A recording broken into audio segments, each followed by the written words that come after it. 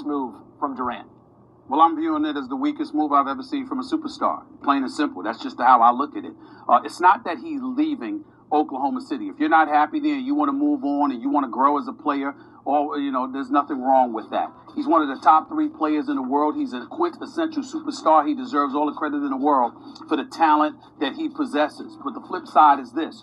They were up 3-1 in the Western Conference Finals. Not 1, not 2, but 3 different times. He was 48 minutes removed from getting to the NBA Finals by winning the Western Conference. 3 times he failed, particularly in Game 6. And you depart for the team that beat you when you're on the cusp of getting to the finals yourself or ultimately winning the championship for the franchise that you've been with since you've come into the NBA. I think it's incredibly weak. And I don't want to hear any comparisons to that of LeBron James when LeBron James left Cleveland for South Beach. When LeBron left Cleveland, the cupboard was bare.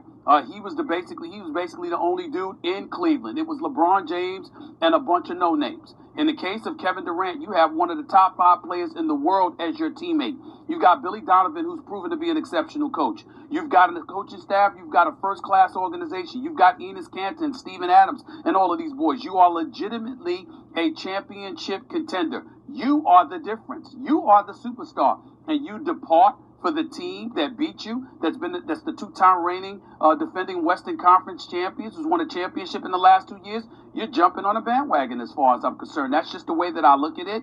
I don't think there's any way to deny that. All the reporters, whether it's Ramona, it's Chris Broussard, everybody doing an exceptional job, pointing out the things that they point out. I don't disagree with anything anybody is saying.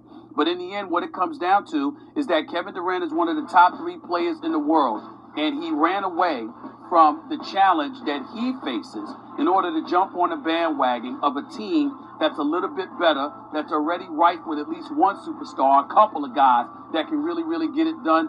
I just view it as him jumping on the bandwagon, and I think it's the weakest move I've ever seen by a superstar, plain and simple.